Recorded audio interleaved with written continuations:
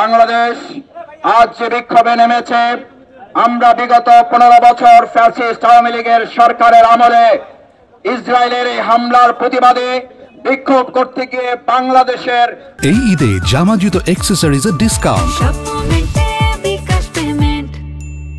তথাকথিত ইসরায়েলের দোসর আওয়ামী লীগের কর্তৃক আমরা আক্রান্ত এবং গ্রেপ্তারের মুখে পড়েছিলাম। আমরা আজকে সেই ইসরায়েলকে স্মরণ করিয়ে দিতে চাই, ইসরায়েল তুমি হয় থেমে যাও, না হলে তোমাকে ফেরাউন, নমরুদ, আদ এবং সামুদ জাতির মতো তোমাকে থেমে যেতে হবে। ইসরায়েলের আজকের এই হুঙ্কার, নেতানিয়াহু যেটা বলেছে অহমিকা এবং দম্ভ করে, এটা শেষ নয়, এটা শুরু মাত্র। আর আমরাও ঘোষণা করছি, এটা তোমার আক্রমণের শুরু নয়, এটা তোমার ধ্বংসযাত্রার শুরু করেছে তুমি। নেতানিয়াহু ইসরায়েলকে গোটা পৃথিবীতে নিষিদ্ধ করতে হবে, ইসরায়েলের রাষ্ট্রকে নিষিদ্ধ করতে হবে, ইসরায়েলের বসতি স্থাপনকে নিষিদ্ধ ঘোষণা করতে হবে।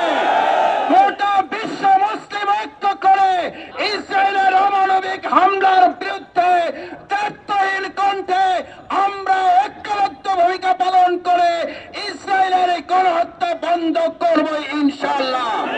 সংগ্রামী ভাই এবং বন্ধুগণ, আমরা দায়িত্বহীন কণ্ঠে বলতে চাই, চুক্তি লঙ্ঘন করার পর রাসূল করিম সাল্লাল্লাহু আলাইহি সাল্লামের মক্কা বিজয় নির্ধারিত হয়েছিল।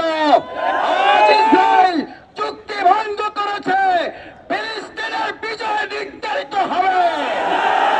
আমরা সেই বিজয়ের জন্য ফিলিস্তিনি ভাই বোনদের পাশে দাঁড়িয়ে মক্কা বিজয়ের মতো চুক্তি ধ্বংসকারী তৎকালীন কাফির মুশরিকদের ধ্বংস যেমন জাতি দেখেছে, ইসরায়েলের ধ্বংস এই জাতি দেখবে।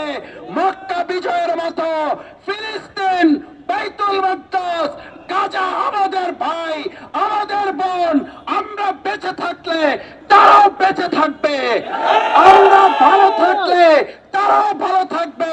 সেই অঙ্গীকার, সেই আন্দোলনে আমরা সবাই উজ্জীবিত ভূমিকা পালন করব, সেই প্রত্যাশা ব্যক্ত করে